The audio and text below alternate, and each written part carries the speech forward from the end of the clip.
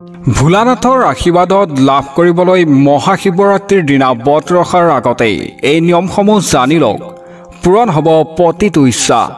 নমস্কাৰ প্ৰিয় দৰ্শক, পুনৰ স্বাগতম জনাইছোঁ আমাৰ চেনেলটোলৈ। এতিয়ালৈ যদি আমাৰ চেনেলটো ছাবস্ক্ৰাইব কৰা নাই তেনেহ'লে চেনেলটো ছাবস্ক্ৰাইব কৰি ভিডিঅ'টোত এটা লাইক কৰি দিবলৈ নাপাহৰিব। তেন্তে বলক দৰ্শকসকল, ভিডিঅ'টো আৰম্ভ কৰোঁ। মহাশিৱৰাত্ৰিৰ ব্ৰত পালন কৰাৰ আগতেই ব্ৰতৰ নিয়ম আৰু পূজাৰ পদ্ধতিৰ বিষয়ে জানিব লাগিব।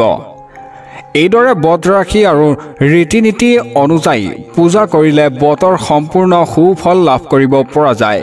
শিৱৰাত্ৰিত ব্ৰত ৰখাৰ নিয়মসমূহ আপোনালোকক জনাব ওলাইছোঁ। প্ৰথমতে মহাশিৱৰাত্ৰিৰ ব্ৰত পালন কৰাৰ আগতেই কিছু কথা মনত ৰখাটো জৰুৰী।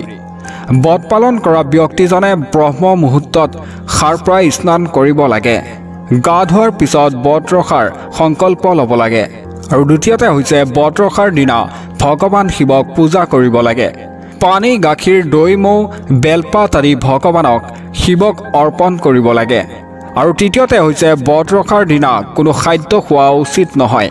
ফল মূল বা কেৱল গাখীৰহে খাব পাৰি। ব্ৰত ৰাখিলে ক্ৰোধ, লোভ, মোহ আদি কু অভ্যাসৰ পৰা আঁতৰি থাকিব লাগে। আৰু চতুৰ্থতে হৈছে ব্ৰত ৰখাৰ দিনা ভগৱান শিৱক ধ্যান কৰি তেওঁ মন্ত্ৰ জপ কৰিব লাগে।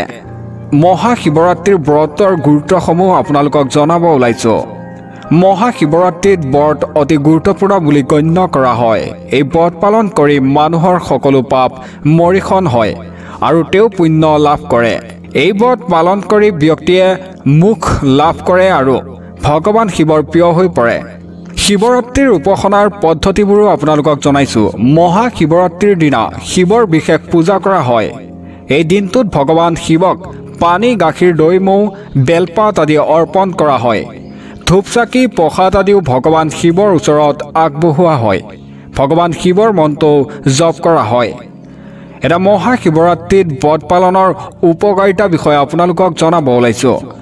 মহাশিৱৰাত্ৰিত ব্ৰত পালন কৰি এজন ব্যক্তিয়ে বহু উপকাৰ লাভ কৰে। এই ব্ৰত পালন কৰি মানুহৰ সকলো পাপ মৰিখন হয় আৰু তেওঁ পুণ্য লাভ কৰে। এই ব্ৰত পালন কৰি ব্যক্তিয়ে মোক্ষ লাভ কৰে আৰু ভগৱান শিৱৰ প্ৰিয় হৈ পৰে।